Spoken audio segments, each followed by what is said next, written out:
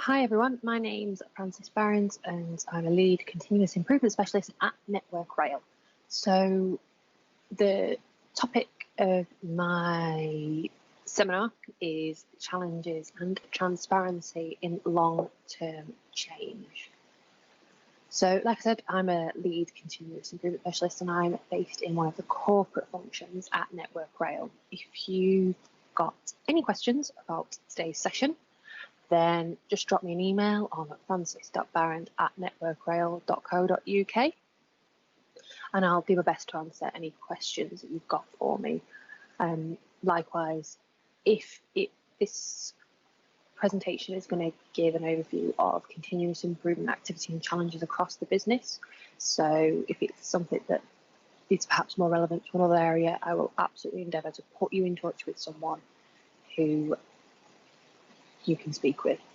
So today I'm going to start off by giving a little bit of an introduction and context about who Network Rail are, what we do and how we are set up as an organisation, because having a brief understanding of this is kind of important to understand the challenges that we suffer, especially around continuous improvement and change and getting those embedded. And then I'm going to move on to talk about transparency, what that means to us, what we've done, and how that's helped us. So first of all, I'll start off by talking about Network Rail. So we own, operate, and develop the railway infrastructure. So track, bridges, signals, and 20 of the UK's largest stations are what we are responsible for maintaining and make sure that are working. The trains are run by train operating companies, that's Eurovanti, West Coast, on the West Coast, and Go Thames Link, Southern, those kinds of things, that they're all responsible for the running train. Also, something that not many people think of is about freight, which has been critical during this coronavirus time, making sure that everyone gets the goods in supermarkets that we need. So that's kind of about who we are and also some of our main customers and people that we work with. So I go to the next slide. So we span the whole country. So we're over 40,000 people in the organisation. That's just in Network Rail. That doesn't include contractors that we work in partnership with. None of the rail operating companies that I mentioned, or people like Amy and other contractors that we work with on a regular basis. It's just Network Rail staff. And we're split up across the country. So in Scotland, so the top row I've got along here, so Scotland, Wales and Western, Eastern, Northwestern, Central and Southern. They are all regions, and then underneath those, each region is split up into routes. So for example, Eastern is split up into 4 routes. And then supporting all of those areas are corporate functions. So human resources, system operator, bring together the timetable and understand how many trains we can run on our network and look at how do we improve that from a future point of view. We've got route services, so I'm part of route services. We have a training function within there. We've got information technology, contracts and procurement, supply chain operations, all those sit within route services. Then we've got finance, communications, and what we call technical authority. So in there we've got a mix of engineers, safety professionals, and people that set the standards that we as a business work for. And the whole point of being devolved is that it gives more power to these routes and regions to deliver the service that our passengers need. At the meantime, they're supported by a central function. So at this point, it is worth noting that we do not have a central continuous improvement team. Each area, in both regions, routes and centralised functions, are free to do what they want with respect to continuous improvement and how they move that forward. So it's great in a sense that we're not pushing techniques that are not relevant to those people, but it is also a challenge in terms of making sure we get a consistent toolkit across the organisation. So it's just one of the challenges that we face. Okay, so first of all, I'm going to touch on some of our cultural challenges and the system that then creates and what we have to try and work with to embed change and continuous improvement. So for those of you that don't know a lot about the railway industry, we have gone through many different forms over the years. As we've gone on, evolved and become as we are today, we have championed a lot of different contractors into our organisation. With those contractors that have now become Network Rail members of staff have come terms and conditions. Now, this can make it really difficult to make changes and improve things. So, for example, I've tried and not actually been able to overcome the fact that I worked with guys who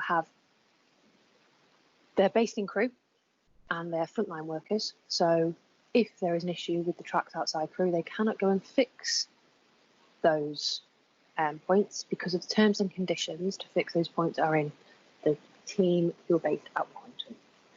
And unfortunately, it's just to try and unpick, I don't know how many terms and conditions we have in the business. Too many. But it is a challenge for us in terms of trying to move this forward. It's not that in some cases people are willing and we can get things done, but there are other things that are really challenging.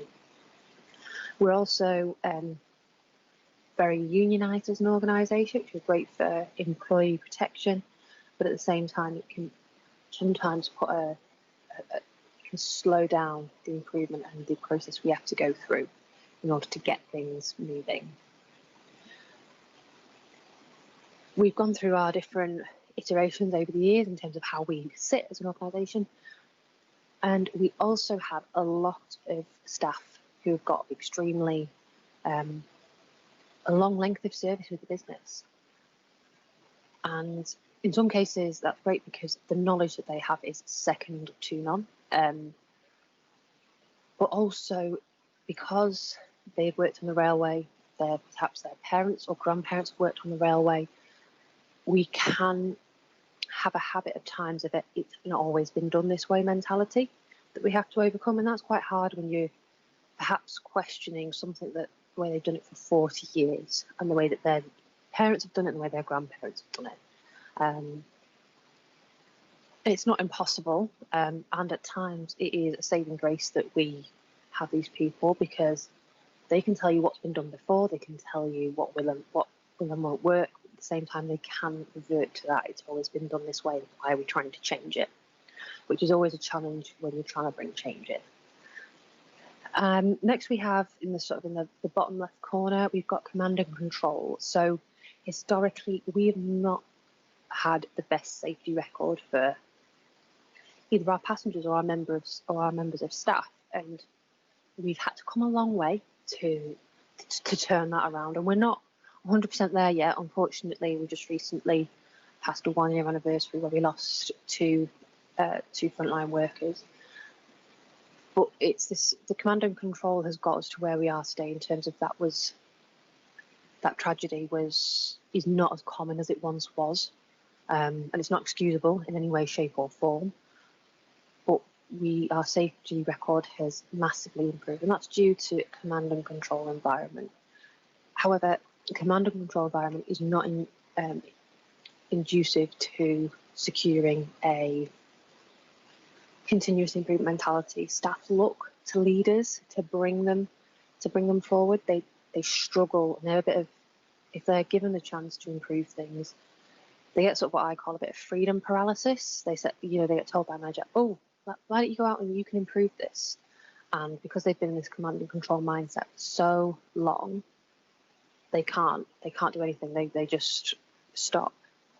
I have worked with managers who have set parameters for them to improve within, and this has been a good kind of stepping stone to getting them to work in a more free and to pursue improvements where they see them to be needed. And that's kind of been a good stepping stone for people where they've had teams that haven't been as open to pursuing continuous improvement.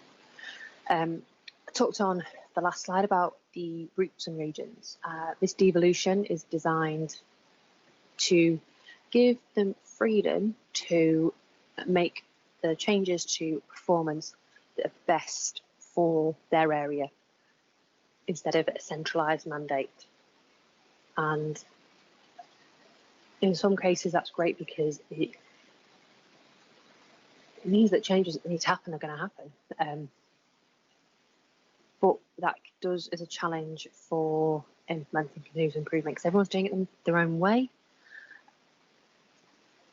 And so that's something that we have to work with as we become further evolved. And then the last one I want to touch on is change fatigue. We've gone through a lot of changes in the last year. We've got a new chief executive, and that we're at a point where, combined with the length of service, we end up in a place of we've seen it before. Why is this different? It's just the flavour of the month, and people don't buy into it. So that's another challenge that we've got to overcome. And it's one that for us, transparency has been really key in helping us move forward and move past that. So next, in terms of challenges, I'm going to come into the climate space. So first of all, we've got safety. So like I said, we've come a long way in our safety journey, but we're not yet there. We still have a little bit of a way to go. The first thing, though, in terms of safety that we need to be mindful of is red tape. We implement a lot of safety standards as a result of incidents. In all cases, we don't necessarily investigate the root cause before implementing the safety standard. So what we need to try and challenge and encourage people to challenge is the reasons why we're bringing in the standards and have we fixed the root cause. We also struggle with people perceiving us as asking them to cut corners. So we have to ensure that people know that we don't want them to do that. It's not what we want them to be doing. We want them to be questioning it and to understand it, to see if it is movable. But in some cases, we won't be able to get rid of these standards. And that's absolutely fine. But we need to look for the ones that we can. We historically have put things in place to mitigate an incident that occurred on one occasion. But perhaps we're running this safety standard or this check every week. Is that necessary? Or have we learned, or was it a one-off incident? We're also very risk averse as an organisation. So implementing continuous improvement initiatives scares us.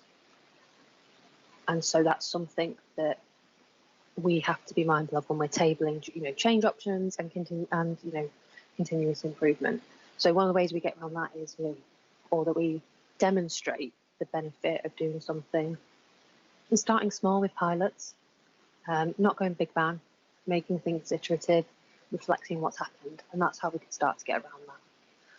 Next, we've got technology. So in where we are, technology can be seen as a saviour in terms of we don't need to focus on continuous improvement or process improvement. Technology is going to fix all our problems. However, if we don't improve how we're working and what we're doing before we put it through that technology pipeline, we're just going to amplify the problems, and it's not going to get us any better.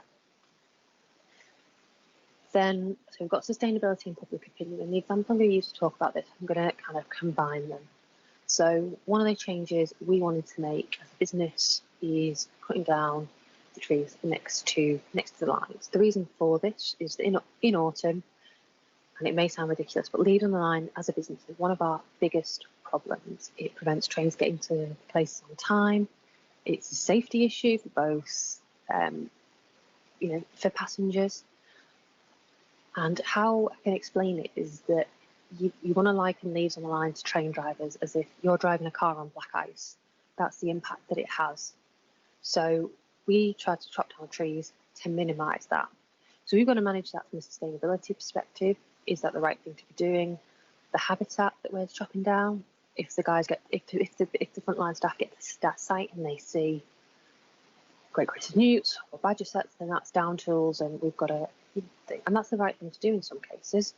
Is protect the environment and the creatures where that's their home. But we've also got to bear in mind public opinion. So if you're a line-side neighbour and your house backs onto a line, those trees are your barrier to that sound. They protect you from that train going past your house all the time. So you have to manage those expectations. And then the last thing for us is political shifts. So in the last 5 years, we've had the Hendy Review, which was looking at how we were going to recover overspend, the Shaw Report, which is recommending we further devolve, that we've been doing, and then the Williams Report, which is due this year. We've not had that yet. So all these reports and reviews into what we're doing, can change as and when whoever's in Downing Street and whoever's the lead party in the House of Commons. So that's things that that can start and stop pieces of work depending on where our effort is needed, required by by shifting political opinion. So I've talked about some of our challenges and going to reflect a little bit on our continuous improvement journey. So this is sort of 4 phases that we've had over time within the business. So if we start on the left with continuous improvement teams, moving all the way to like customer experience pathfinders, which is our major current, it's like sort of version of continuous improvement. So we have had continuous improvement teams. So they were consultancy led and they were focused at a frontline position. Now the issue we had with this is that we were very reliant on consultants to maintain this. But also from a coaching perspective, we didn't necessarily make sure that we had those embedded in the business. So we tried to work on that by bringing in Six Sigma black belts as coaches, training across the business, and projects started across the company. Now, the issue we had in this space is that we lacked some of the good quality data that we needed to get some of these projects off the ground. And also in some cases, it was just a bit of overkill going through a full Six Sigma project.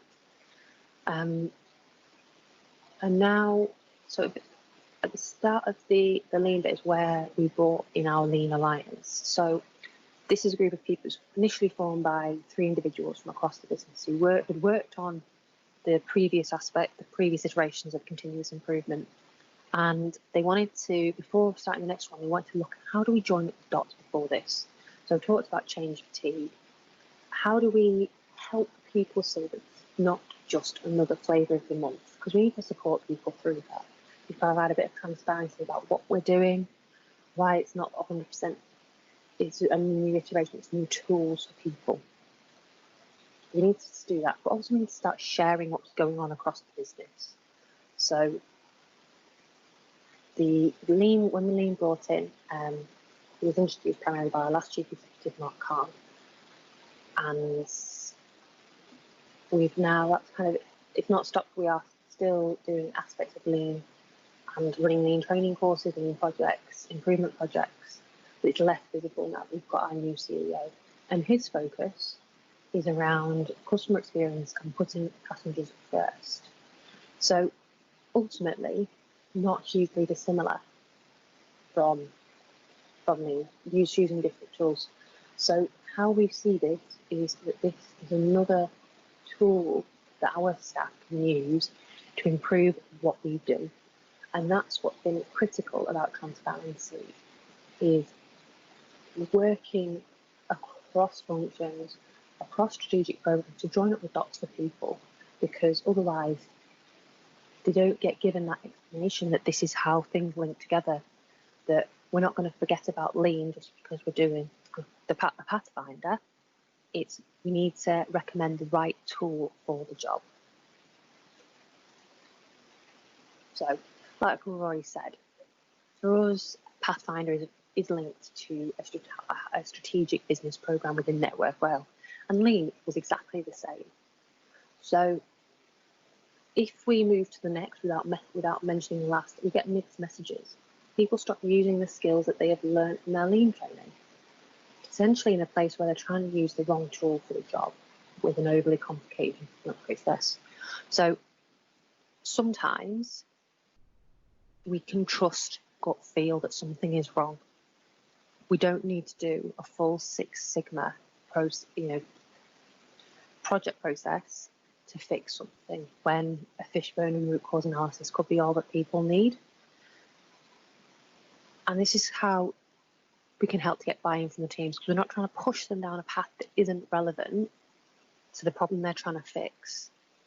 it's about giving them a bit of empowerment. Sort of saying, well, you know what, this is a new tool for your toolkit.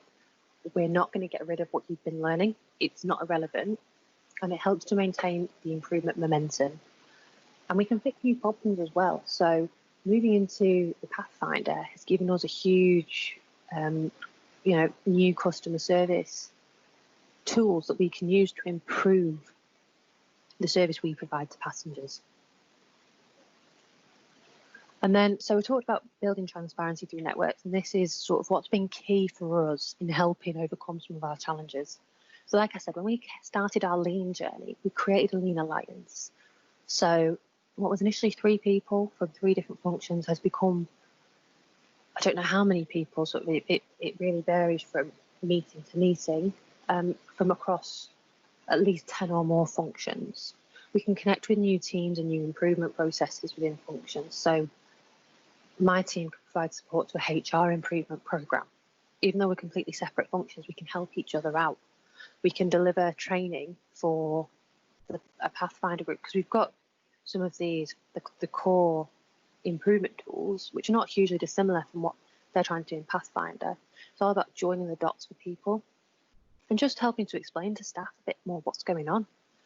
We've also gone, and we are the first company in the transport industry to gain the Lean Competency System, which is accreditation through Cardiff and the LCS.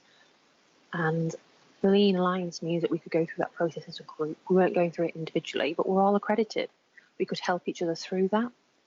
And now, as a new area that's starting their continuous improvement journey, wants to look at their accreditation, we can help them. So it's all about helping each other out, sharing best practice, and just stopping duplication of effort of doing the same thing. And last thing, sharing best practice. You can just pick up the phone and give someone a call to work something out. I was looking to do an award ceremony for a function I was working with, and I could call someone in Wales and say, what have you done? And that transparency means that, we've got a similar process. We've got a similar process and we're working together. And there's a bit of a similar standard, despite not having a central continuous improvement mandate. There's a little bit of similarity across the business with this. And I think this, in terms of, it's always been a place where we can horizon scan about what's coming out across the business and reach out to people to join the dots for them.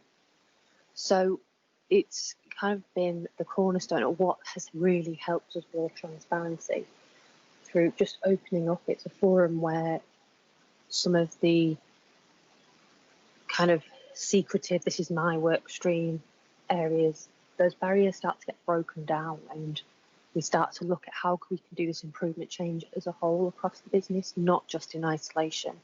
So that's what's really been helpful to us in moving and building some of that transparency and sharing that information. And so I'm going to finish off. I've got a little video to show you in a moment, just to try and break it up from hearing my voice. So what I'm going to focus on I'm going to show a video that a team in North West and Central have been running called Project Alpha. And it's just a video talking about how they've given staff the time and money where applicable, tools and techniques to get some results and a different way of working. So this is how they've empowered people to make changes and to look at and to give them the time to make these changes, and sort of some of the successes that they've seen from this. So I'm just going to switch.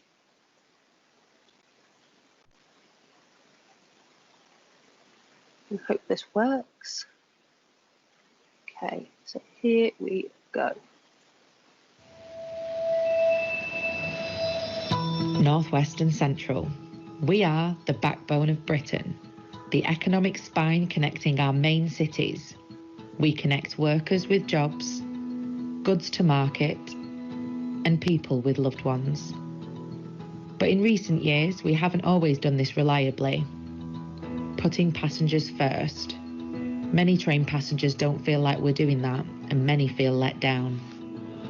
You can either get caught out and end up having to cancel a meeting, or you just think, well, I might as well drive then, which obviously isn't ideal. I find in the evenings there's a lot of delays, a lot of cancellations, and a lot of to and fro, particularly when I'm going through Manchester. Whenever there's significant train delays, if Avanti trains are working, you can never get onto that unless there's an agreement. There should be able to be an agreement for people to use whatever train is working on their route at that time. I had the situation where I've been on the train, being told to get off, go to another platform, and then come back again. Reliability is the big one. You know you can achieve the train journey in the planned time or within a few minutes and make the connections.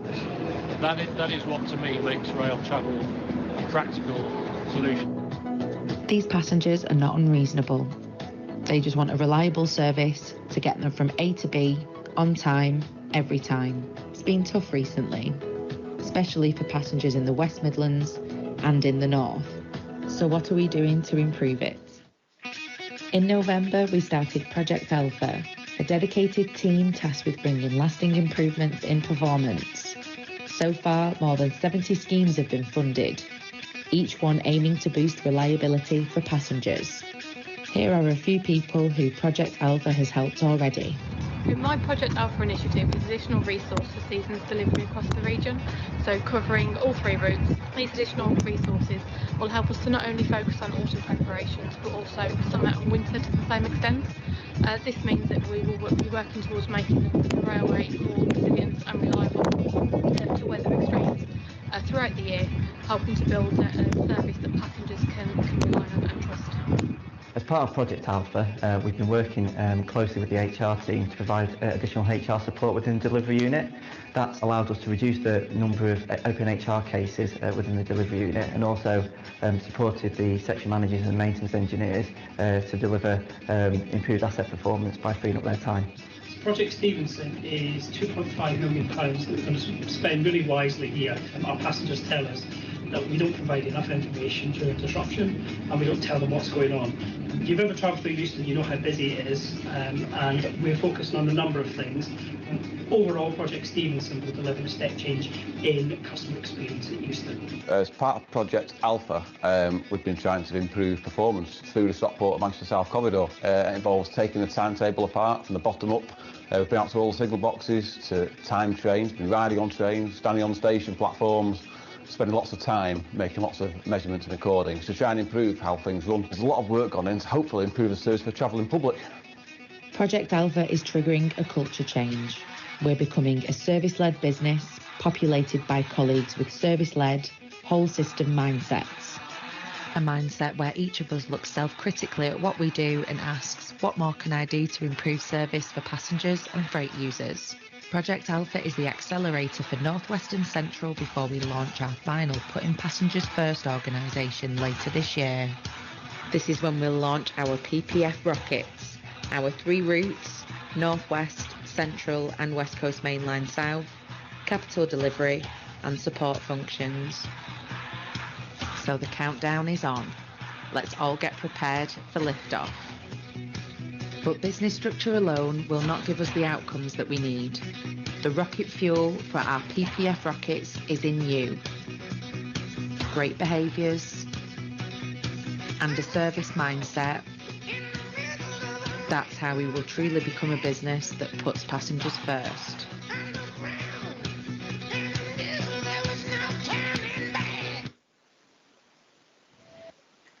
So there we've got a little video just demonstrating what it is that North West and Central are doing within their function to empower staff to make changes, and what they've done as part of that is they've made it really clear to everyone at all levels how this work aligns to our corporate objectives, and created a really clear line of sight for staff, and they've aligned their project, and they've managed to get people on board to make changes during a time of huge organisational change, uncertainty, and still get these to move forward. So I think it's a really great project that they've been working on. So that's sort of the end of my time at my seminar. If you've got any questions, My email's on slide 2 at the start, so it's francis.barrand@networkrail.co.uk. And so that's just sort of a brief insight into some of the challenges that we face as an organisation, but how transparency has helped us overcome some of those aspects as well. So thank you very much for your time today, and perhaps next year we'll be able to see you in person. Thanks. Bye.